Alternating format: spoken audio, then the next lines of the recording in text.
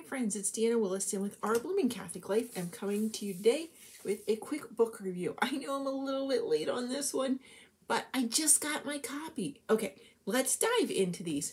I admit, I bought this one kind of on a whim when I was buying this one, and I already looked at it. I totally fell in love with it. I was like, I can't wait to tell people about it. It is called The Monks Make Amends by Sylvia Durham and illustrated by Christopher Tupa. Sorry, I'm not 100% sure right there because the print is so fancy.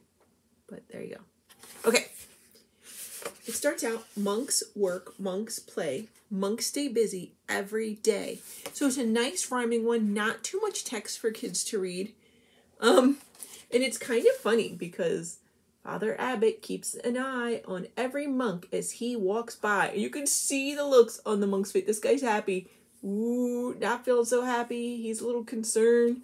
You can see what's going on here. And this is a book, friends, about anger. It says, even the monks of Archangel Monastery get angry sometimes. Can Father Abbot help them forgive? And it is a beautiful, very, very Catholic book. It is wonderful. He doesn't call them out in public. He doesn't, humiliate them. He goes to the Virgin Mary for help. He calls them into his office privately. And it shows the monks' reactions. He listens to their stories. There he is, listening to their story. Okay, this is not cool though, squirrel. Anyway. It's not confession. This is just them in his office. But he listens and he gives them some lessons. And they end up, I'm going to tell you, it's not an easy lesson. It's not completely trite. There are some very, very Catholic things in here.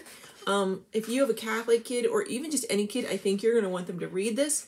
But I will tell you, after he works through the problem, they still go to confession and adoration.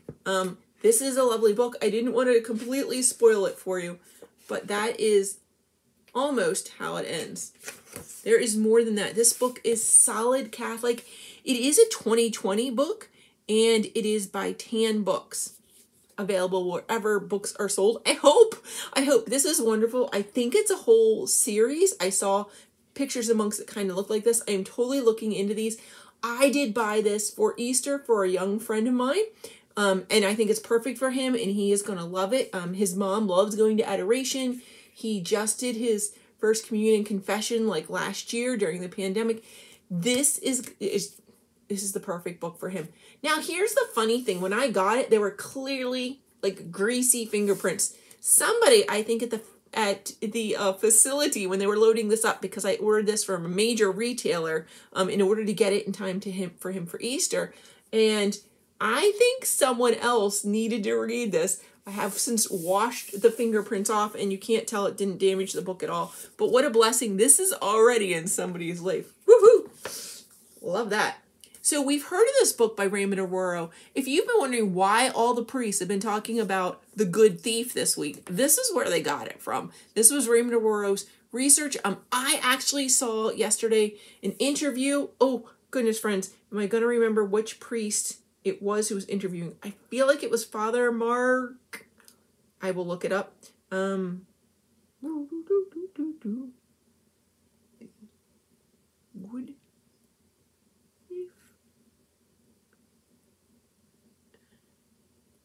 We'll try interview.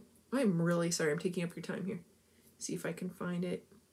Ah, it's literally coming up with people talking to thieves. That's not going to work. Try one more thing.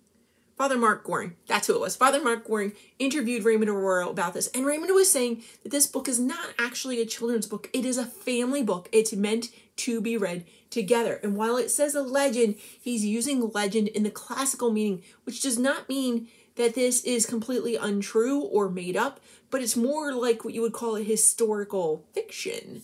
Okay, so let's jump in. And people have been raving about this artwork everywhere. So let's get in here quick and just read a couple sample pages. You can see it's just beautiful. Beautiful artwork. This is printed by Sophia Institute Press, and it is from 2021. The text is by Raymond Arroyo, and the images are by Randy Gallegos. Let's see here. Dismas was a thief, a member of a wandering band of robbers who prowled the Judean desert looking for easy prey. Abandoned by his parents, the boy fell into the hands of a gang that raised him in their ways. He didn't want to steal or hurt anyone, but to eat and to avoid being a beating by Justice, his leader, the boy did as he was told. So right off, we're led here.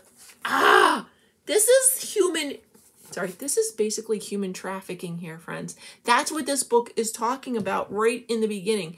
So the good thief, could he have been someone who was forced into a gang to survive, and he had to follow the orders of the leader? I have just written my secular Franciscan fraternity newsletter, and we were talking about human trafficking, so it is on my mind. And I'm going to tell you right now, a really great website. It was recommended to me by the Archdiocese of Baltimore, and it is A21, A like the letter, and 21 the number.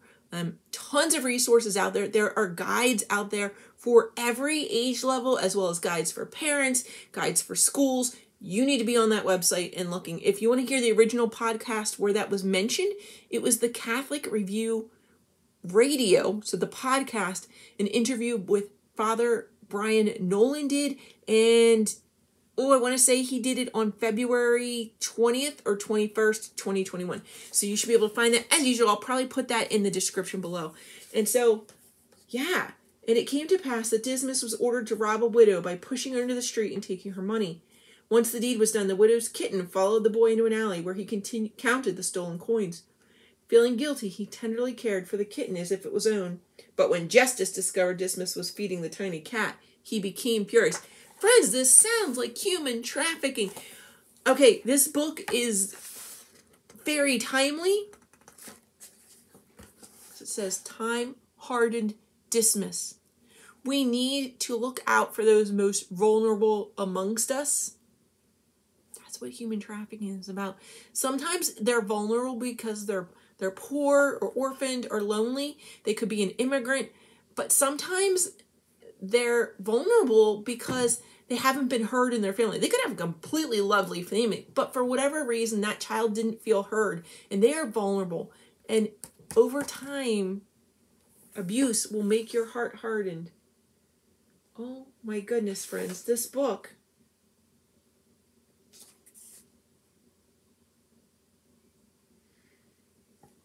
This book will break your heart. Think of this as a modern person, and this book is going to break your heart. You're going to go straight and deeply into the story.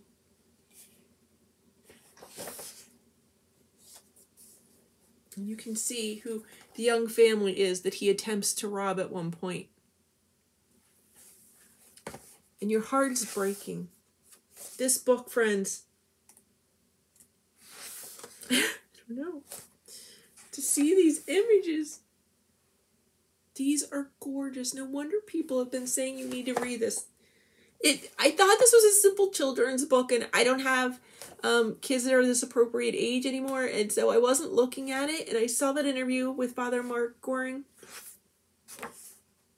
and this is just so timely for me with getting involved in fighting human trafficking.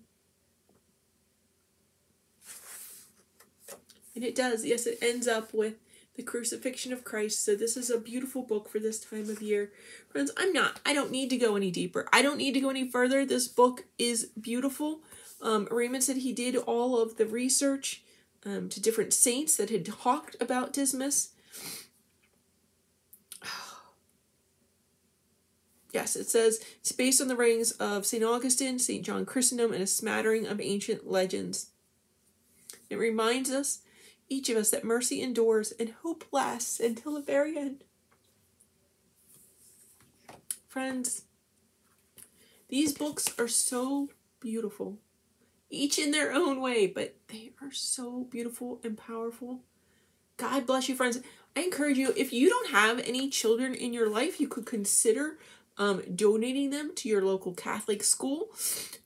putting them in a little free library if you have one of those near you, where people can just go and get books for free.